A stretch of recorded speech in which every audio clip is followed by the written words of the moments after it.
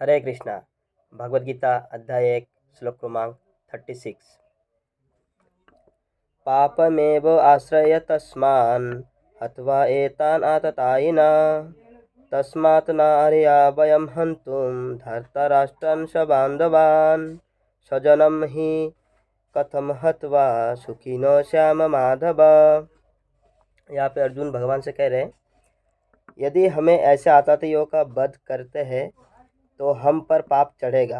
अतः यह उचित नहीं होगा कि हम धृतराष्ट्र के पुत्रों तथा उनके मित्रों का वध करें।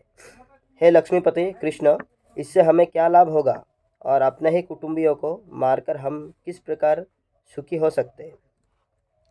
यहाँ पे अर्जुन एक और कारण बता रहे युद्ध ना करने का, वो है पाप का डर। अर्जुन बता रहे कि हम अगर ऐसे कुटुंबियों को आतताइयों को मारेंगे तो हमें पाप लगेगा, जिसकी वजह से हम नरक में जा सकते हैं। तो हमें हमेशा ये ध्यान रखना चाहिए कि भगवान का आदेश जब आ रहा हो हमारे लिए, तो हमारे लिए पाप पुण्य कोई मैटर नहीं करता। हमें नहीं सोचना चाहिए कि ये कौन सा पाप है क्या पुण्य। अगर भगवान ने बोल दिया वो सर्वोपरि होना चाहिए। तो यहाँ पे अर्जुन नाकार रहे थे भगवान की बात, पाप का एक तरीके से बहाना दे करके। दूसरा यहाँ पे बहुत ही महत्वपूर्ण विषय दिया गया, आतताई। आतताई का क्या मतलब होता है? जो समाज में आतंक फैलाता है। तो यहाँ पे 6 प्रकार के आतताई बेसिकली होता है शास्त्रों के अकॉर्डिंगली। पहला होता है विष देने वाला, यानी धोखे से अगर आपको किसी ने बीज दे दिया, जहर दे दिया या पॉइजन दे दिया, तो वो एक तरीके से आतताई है ना, आपको मारना चाहता है। तो यहाँ पे दुर्योधन ने भीम को विष दिया था, है ना, तो आतताई हो गया।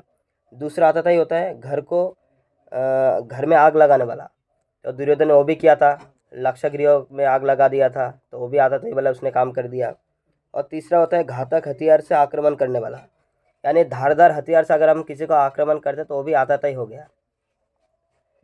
और उसके बाद धन लूटने वाला, तो हम सभी जानते हैं धृत क्रीड़ा में दुर्योधन ने यानी जो धृतराष्ट्र के पुत्र ने सारा धन हड़प लिया था धोखे से, तो वो भी आतताई वाला काम हुआ। उसके बाद है दूसरे के भूमि हड़पने वाला। ये तो जग जाहिर है कि एक सुई के बराबर, नोक के बराबर भी जमीन नहीं देना चाहते। एक तरीके से उन्होंने पांडवों के सारा जमीन हड़प लिया था, तो भी आतताई हो गया। इसके बाद है पराई स्त्री का अपहरण करने वाला, तो या फिर अपहरण तो दूर के बाद वस्त्र हरण तक किया गया था, तो ये भी आतताई हो गया। तो ये जो आतताई का मैंने नाम बताया 6 प्रकार का आतताई होता है, तो इसमें से अगर किसी ने एक भी किया है तो निस्संदेह उसको मार डालना चाहिए, इससे कोई पाप नहीं चढ़ेगा।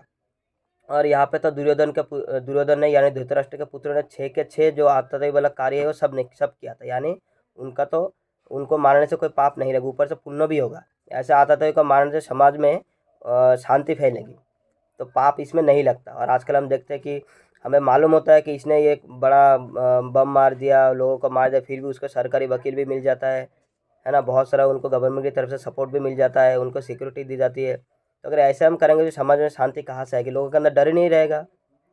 तो अगर ऐसा कानून व्यवस्था रहेगा तो कभी समाज में शांति नहीं हो सकती। इसीलिए आतताइयों का वध करना बहुत ज़रूरी है। और एक महत्वपूर्ण बात यहाँ पे अर्जुन बताता है भगवान को, यहाँ पे माधव बता रहे। माधव यानी लक्ष्मीपति, और लक्ष्मी यानी सब मंगलमय चीज़, यानी लक्ष्मी यानी मंगलमय चीज़। और इसीलिए अर्जुन उनको याद दिला रहे कि आप तो लक्ष्मी के पति हैं, आप लक्ष्मीपति है, तो आप मुझे ऐसे फिर अमंगल कार्य में क्यों मुझे निवृत्त करना चाहते हैं, है ना, आप मुझे क्यों ढकेलना चाहते हैं अमंगल कार्य में, क्योंकि आप तो खुद ही मंगलमय यानी मंगल के पति आप लक्ष्मी के पति, तो आप मुझे क्यों ऐसे अमंगल कार्यों में आप मुझे लगाना चाहते हैं। इस तरीके से एक तरीके से अर्जुन भगवान को याद दिला रहा था कि आप ही रक्षक हैं और आप ही मुझे भक्षक बनने के लिए बोल रहे हैं, है ना। जो भी है अर्जुन का बहाना था, लेकिन हमें याद रखना चाहिए, अगर हमें भगवान आदेश दिया, अगर हम भगवान पे कार्य पे लगे हैं भगवान के, तो हमको बाकी पाप पुण्य ये सब किसी भी चीज़ों का हमें ध्यान नहीं देना चाहिए। भगवान ने जो कह दिया सो कह दिया, और बाकी ये सब तो आता थे, इनको मार देने से कोई पाप भी नहीं लगता। तो यहाँ पे अर्जुन का जो पाप का जो उन्होंने बहाने थे वो बिल्कुल ही गलत है। हरे कृष्णा।